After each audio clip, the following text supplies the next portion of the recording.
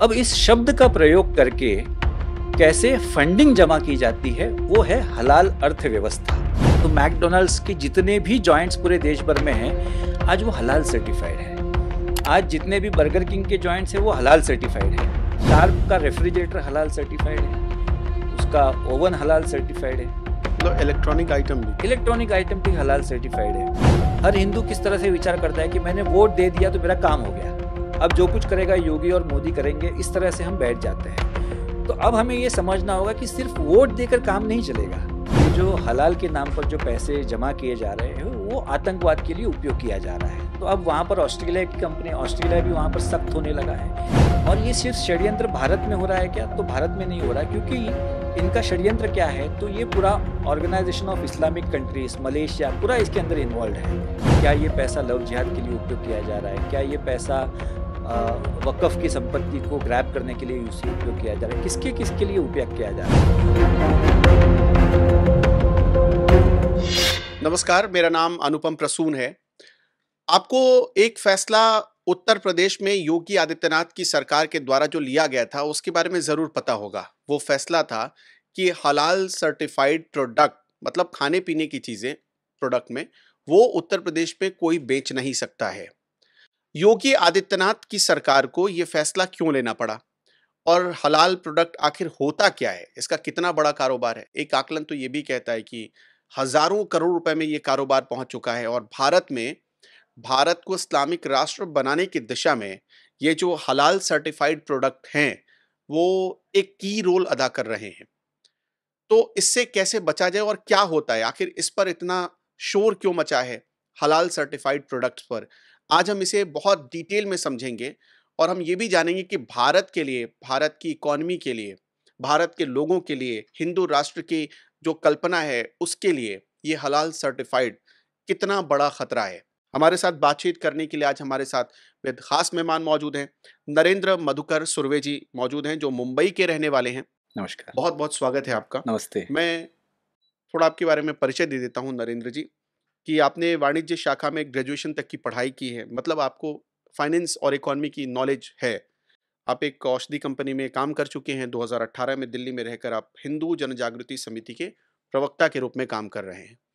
तो जस्ट मुझे आप ये समझाइए कि आखिर ये मतलब इतना शोर क्यों है? क्यों ये आप लोगों का डर है या फिर वाक़ई में ऐसा कुछ है कि हलाल सर्टिफ़ाइड प्रोडक्ट भारत के हिंदू राष्ट्र या फिर जो संस्कृति है उससे उसको खतरा पहुँचा रहा है?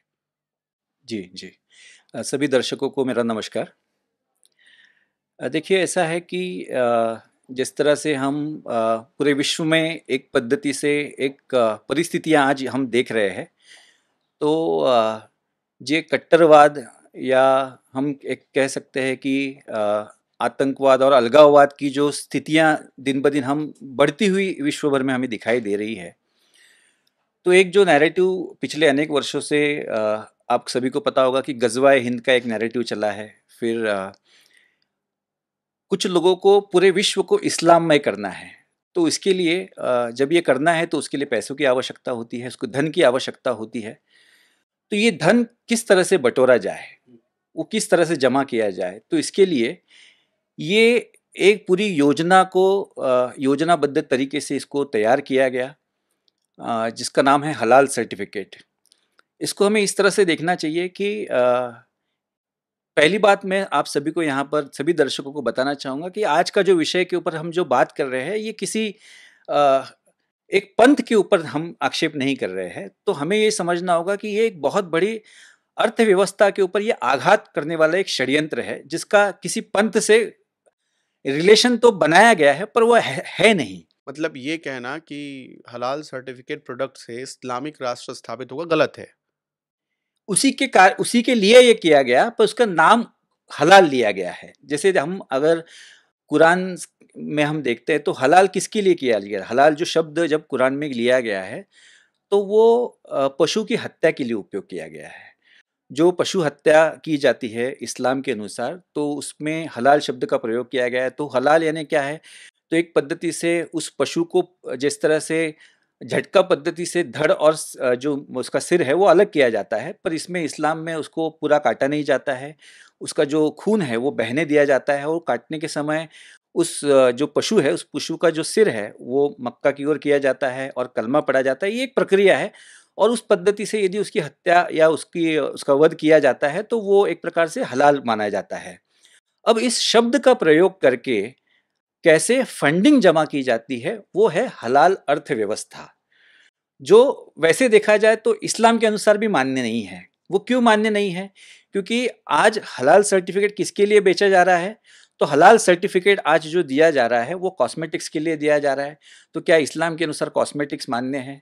आज हलाल सर्टिफिकेट डेटिंग वेबसाइट को दिया जा रहा है। क्या इस्लाम में डेटिंग वेबसाइट्स को मान्यता है? आज हलाल सर्टिफिकेट तुलसी अर्क को दिया जा रहा है। क्या इस्लाम में तुलसी अर्क को मान्य है? तो जो इस्लाम में मान्य नहीं है, ऐसे वस्तुओं के लिए भी आज हलाल सर्टिफिकेट दिया जा रहा है। तो बेसिकली इसमें क्या है, तो ये धन जमा करने के कुछ लिए तो होटल हैं वो हलाल सर्टिफिकेट ले रहे हैं। जी, जी, आज रेस्टोरेंट्स भी आज हलाल सर्टिफिकेट ले रहे हैं। आज अभी आप जाएँगे तो मैकडॉनल्ड्स के जितने भी जॉइंट्स पूरे देश भर में हैं, आज वो हलाल सर्टिफाइड है। आज जितने भी बर्गर किंग के जॉइंट्स हैं वो हलाल सर्टिफाइड है। तो हलाल सर्टिफाइड फूड जो है आज वो हमें, आपको और पूरे देश भर में आज सभी हिंदुओं को खिलाया जा रहा है। तो हमें ये समझना होगा कि हमें ये जो षड्यंत्र है ये किस प्रकार से है। जैसे हम देखते हैं कि विश्व भर में 57 इस्लामिक देश का एक संगठन है जिसका नाम है OIC, organisation of Islamic countries. तो इन्होंने सबसे पहले एक कंसेप्ट लाया जिसका नाम था इस्लामिक बैंकिंग। तो इस्लामिक बैंकिंग के माध्यम से पूरा धन जो है वो जमा जमा करने का प्रयास किया गया। पर इस्लामिक बैंकिंग को अनेक देशों ने विरोध किया।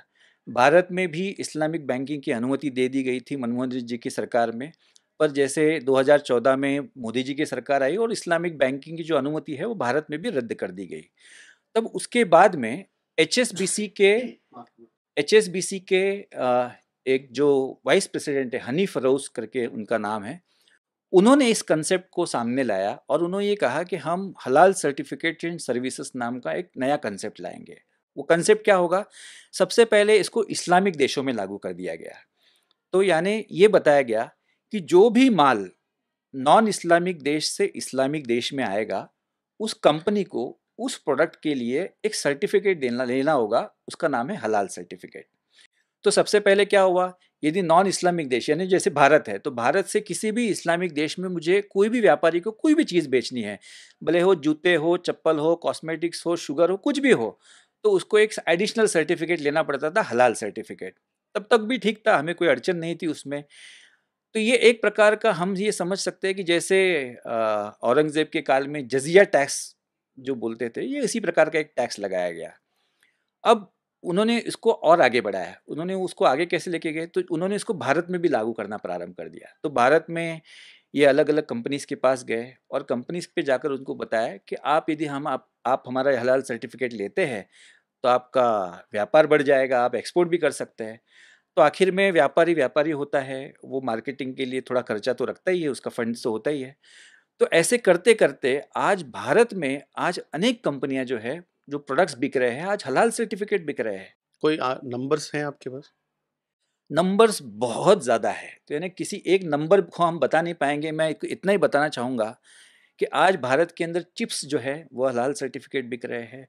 आज भारत के अंदर जो शक्कर बिक रही है, वो हलाल सर्टिफिकेट बिक रही है।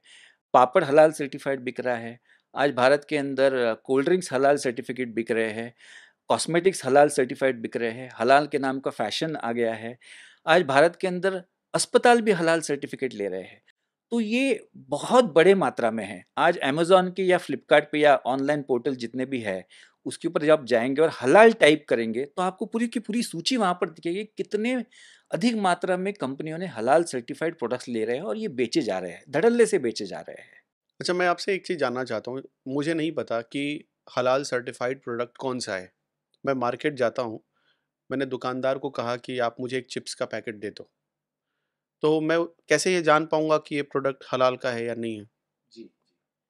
देखिए, इसमें सबसे पहले उन्होंने जब ये प्रारंभ किया, हलाल सर्टिफ़ाइड करके प्रोडक्ट्स को बेचना प्रारंभ किया, तो वहाँ पर एक लोगो दिया जाता था। हलाल का एक लोगो है, आप कोई भी जाकर गूगल पे यदि आप हलाल का लोगो आप टाइप करेंगे, तो आपको एक हलाल का लोगो दिखेगा। तो ये इस प्रकार से हलाल का लोगो उस प्रोडक्ट के ऊपर, जैसे हम कोई भी चिप्स खरीदते हैं या कोई भी फूड प्रोडक्ट खरीदते हैं तो फूड प्रोडक्ट के ऊपर एफएसएसएआई का लोगो होता है, एफएसएसएआई का लाइसेंस नंबर होता है। उसी तरह से हलाल सर्टिफिकेशन जो बॉडी है तो उन्होंने भी एक प्रकार से एक हलाल लोगो और वो सर्टिफिकेशन नंबर देना प्रारंभ कर दिया। तो इस प्रकार से कुछ ब्रांड्स पर आज भी ये हलाल का लोगो लगाया जाता है। पर जैसे-जैसे इसके बारे में जागृति समाज में हो रही है, लोग इसको विरोध करने लगे हैं और अभी उत्तर प्रदेश में भी हलाल प्रोडक्ट्स के ऊपर पाबंदी लगाई गई है, तो कंपनियों ने ये लोगो लगाना बंद कर दिया। तब उन्होंने क्या किया है, तो उन्होंने अपने वेबसाइट्स पर ये रखा है कि हमारे ये प्रोडक्ट ये हलाल सर्टिफाइड है। तो यदि आज भी बहुत सारे प्रोडक्ट्स हैं, लेकिन आप जब वो आज क्या होता है कि कस्टमर जब हमें कोई भी प्रोडक्ट हम मार्केट में या सुपरमार्केट में जाके लेते हैं, तब हम कस्टमर क्या देखते हैं? तो अधिक से अधिक हम उसका एक्सपायरी देखते हैं कि क्या है उसका एक्सपायरी, उससे ज़्यादा कुछ नहीं देखते हैं। तो हमें एज़ ए कस्टमर ये जाकर देखना होगा कि ये सिर्फ़ एक्सपायरी नहीं तो क्या वो हलाल सर्टिफ़ाइड है? तो वो भी हमें देखना होगा। तो जैसे अभी आप कहना ये चाह रहे हैं कि अब पहले लोगो लगता था, अब लोगो छिपा लिया गया है। मतलब कि एक आम आदमी को ये पता भी नहीं चल सकता कि वो जो प्रोडक्ट खा रहा है, वो हलाल सर्टिफ़ाइड है या नहीं है। नहीं, जी। मतलब हिंदू नहीं पहचान सकता, नहीं पहचान सकता ऐसी मुसलमान पहचान सकता है। जी, क्या होता है कि एक पूरी की पूरी सूची जो है वो उनकी पूरी सार्वजनिक उनकी जो उसमें जो उनकी जो नियमित उनकी जो बैठकें होती है, उसमें ये सब बताया जाता है कि किस प्रकार से ये पूरा उनका प्रोडक्ट्स का है। आज हम देखेंगे तो सिलेक्टिव कंपनियों के प्रोडक्ट्स बेचे जा रहे हैं, वहाँ पर लिए जा रहे हैं। तो इस प्रकार से वो एक बहुत बड़ा ये जो एक षड्यंत्र की तरह ये कार्य किया जा रहा है, एक नियोजन पद्धति से ये किया जा रहा है।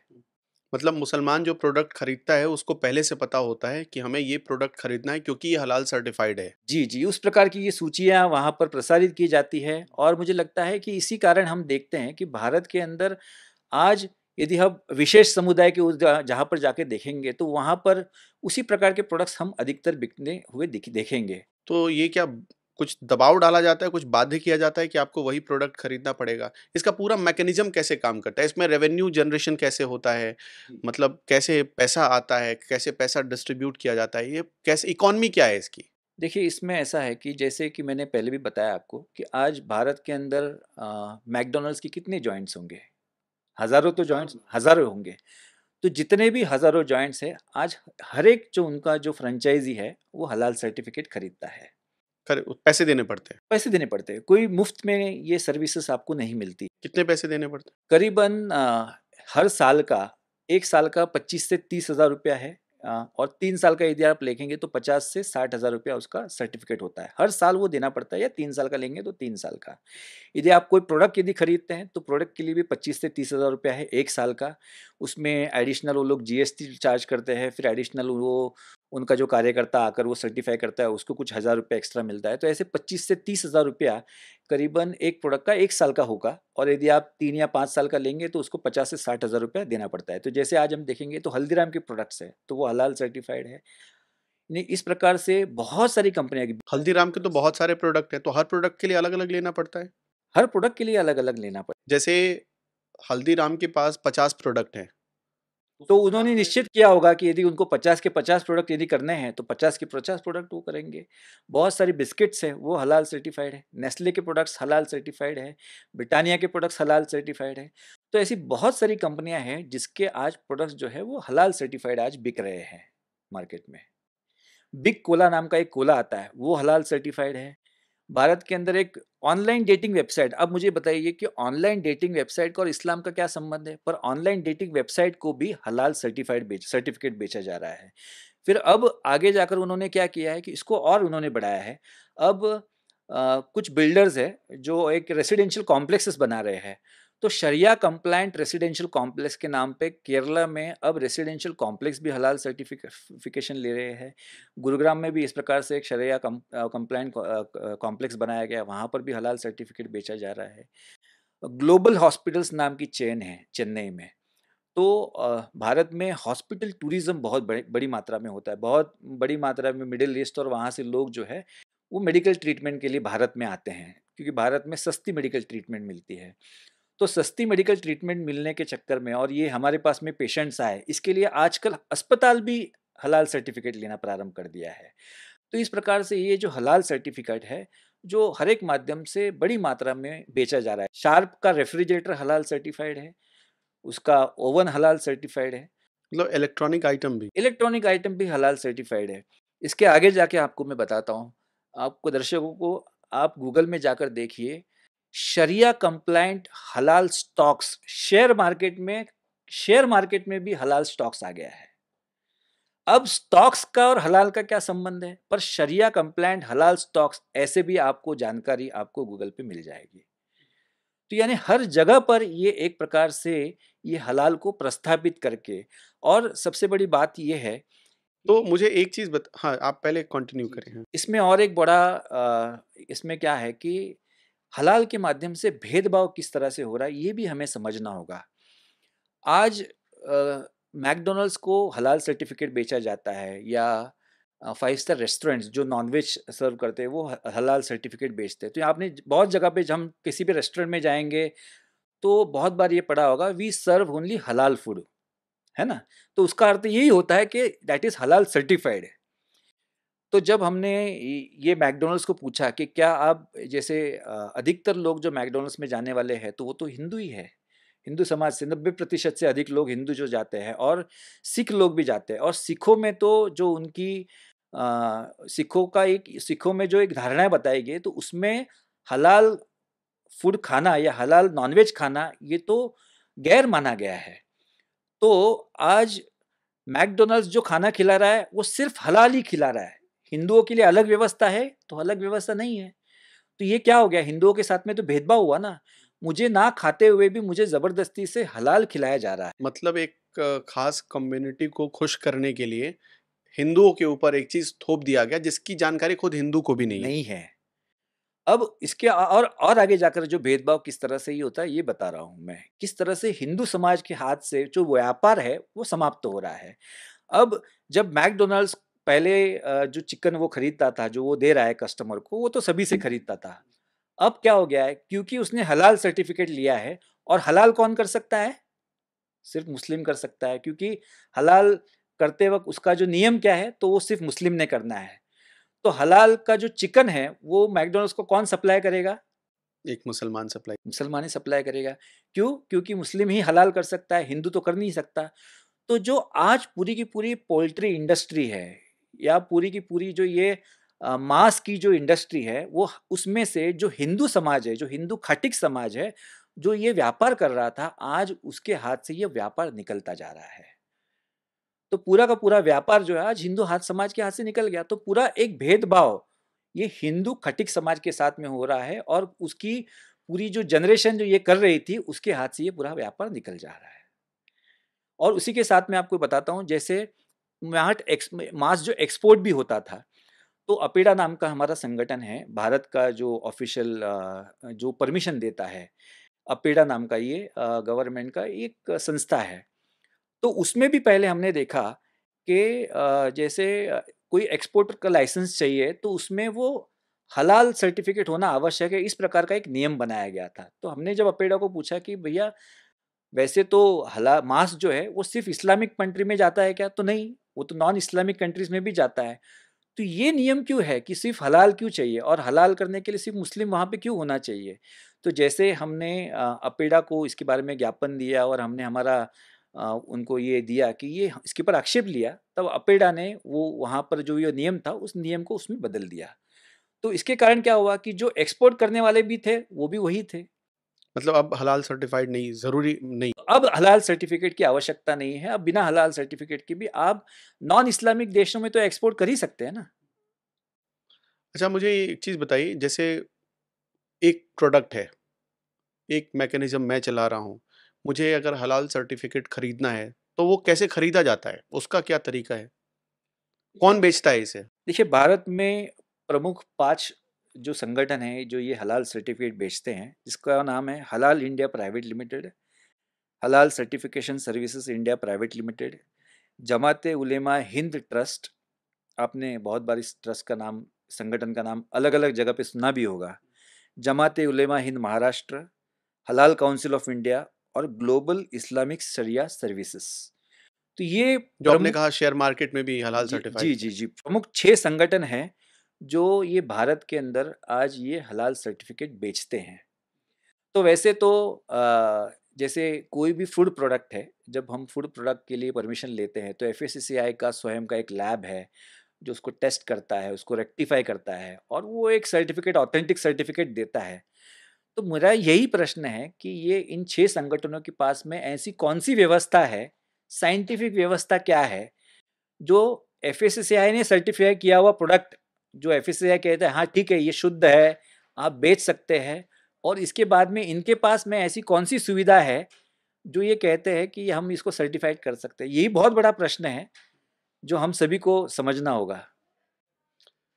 तो जैसे आपने हज़ारों कंपनियाँ हैं भारत में, अगर मान लीजिए हर कंपनी 25,000 रुपए भी देती है और 10,000 कंपनियाँ हलाल सर्टिफ़िकेट लेती हैं, एक बहुत बड़ा अमाउंट हो जाता है ये।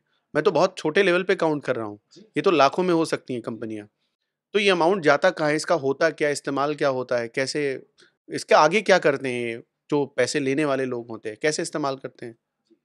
देखिए यही महत्वपूर्ण बात है कि इस पैसे का हो क्या रहा है, तो इसके बारे में लोगों को जानकारी नहीं है, क्योंकि पहले तो ये हलाल सर्टिफिकेट दे कौन रहा है? एक गैर सरकारी संस्थान जो है ये हलाल सर्टिफिकेट बेच रहा है, और एक्चुअली में ये इस प्रकार से कर नहीं सकते, और क्या इस जबकि पे टैक्स सरकार लेती है?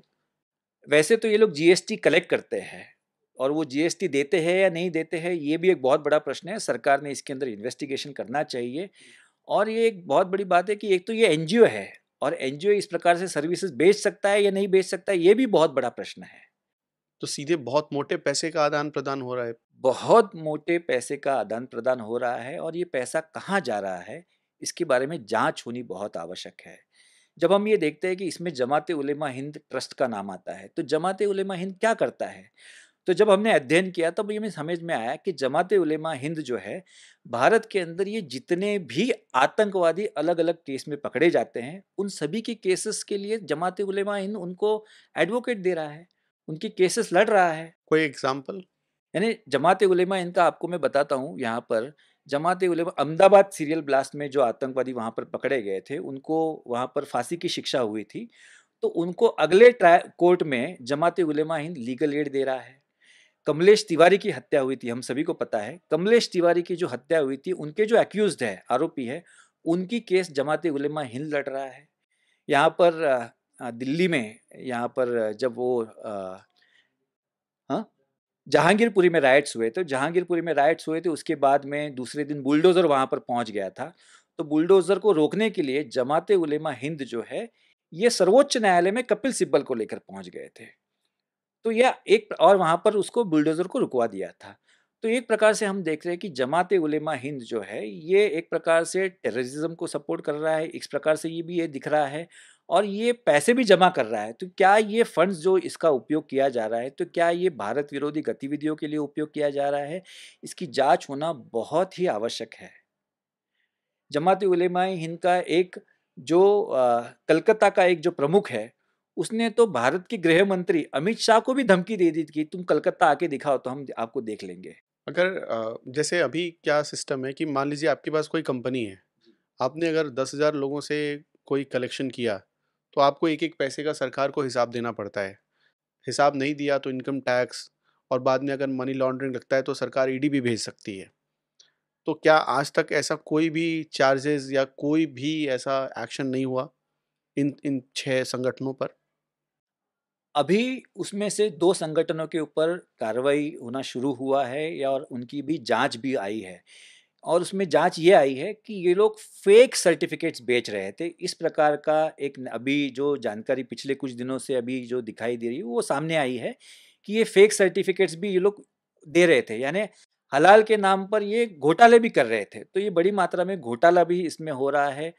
और मुझे लगता है कि सरकार ने ये इतनी बड़ी मात्रा में जो ये सब कुछ चल रहा है, इसकी जाँच करना बहुत ही आवश्यक। अभी तक तो ईडी ने वगैरह इसकी जाँच नहीं की है, पर इसकी जाँच होना बहुत ही आवश्यक है। इसके लिए हमने सरकार को भी इसका पूरा डिटेल्स है वो हमने दिया है।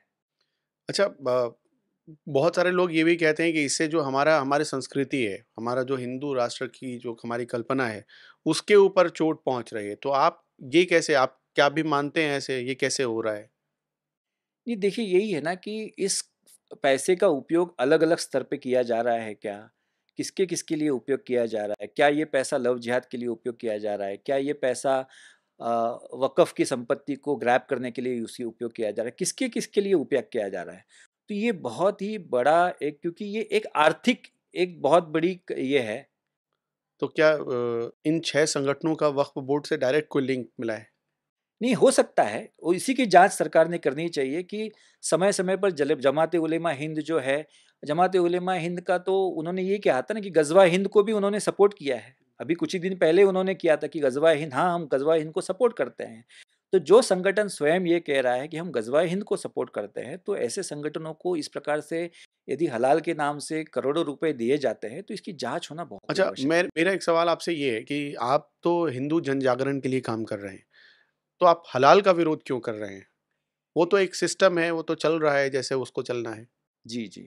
नहीं, देखिए क्या है कि हिंदुओं में आज ये जो आर्थिक जिहाद ये जो चल रहा है, आर्थिक नीति, तो ये एक प्रकार से हिंदुओं की अर्थव्यवस्था, या जो हिंदू हिंदू जो हमारा व्यापारी है, आज हिंदू व्यापारियों के हाथ से, क्योंकि अब इसके आगे उन्होंने क्या किया ये बहुत महत्वपूर्ण है।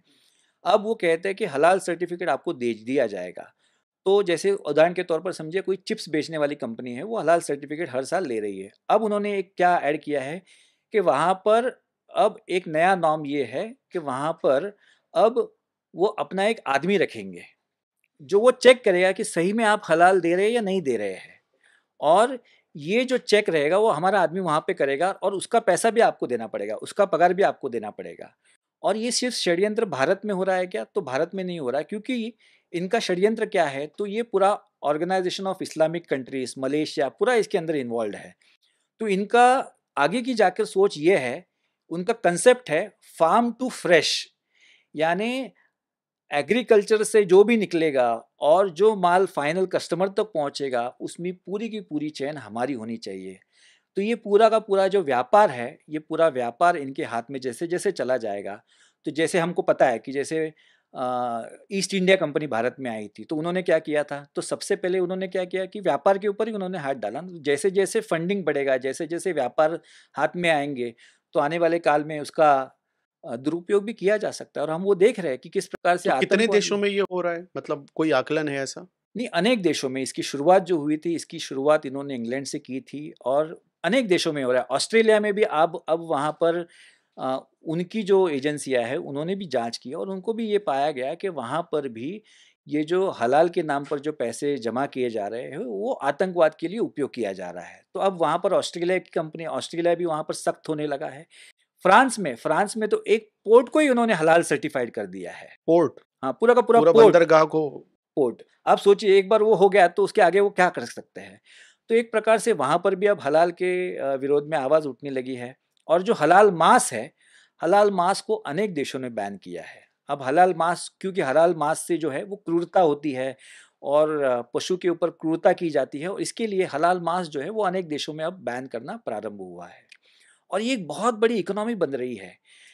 तो भारत में ये अभी तक आपके हिसाब से इस पर बैन क्यों नहीं लग पाई? अभी योगी जी ने लगाया, हिम्मत दिखाई, बाकी सरकारें क्यों नहीं कर पा नहीं, रही? बाकी सरकारों ने भी करना चाहिए, आगे आना चाहिए।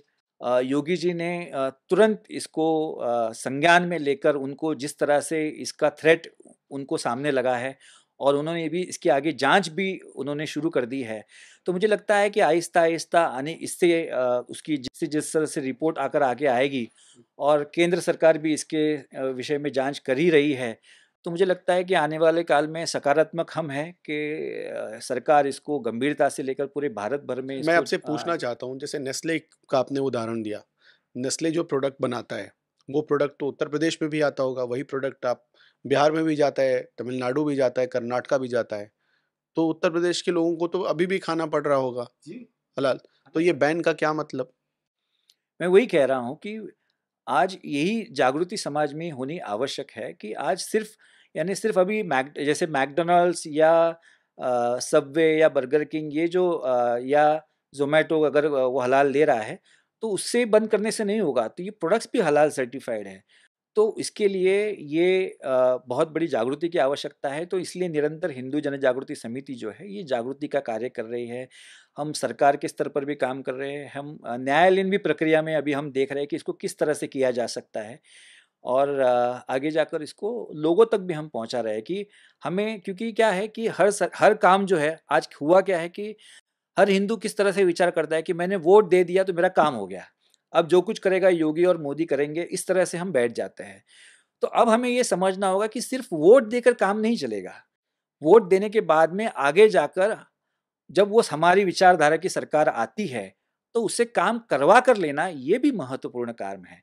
तो इसके लिए मांग करनी आवश्यक है। आज बच्चे बच्चे को माँ दूध कब पिलाती है? जब बच्चा रोता है ना, तो हमें भी हमारी मांग करना आवश्यक है। तो इसलिए समाज में भी जागृति की आवश्यकता है, और हिंदू जन जागृति समिति निरंतर इसके बारे में जागृति करती है कि हमें इसके बारे में मांग करना आवश्यक है। जब हम, तो जैसे हर एक व्यक्ति, जैसे आज हम देखते हैं कि हमारे घर में खरीदारी कौन करता है?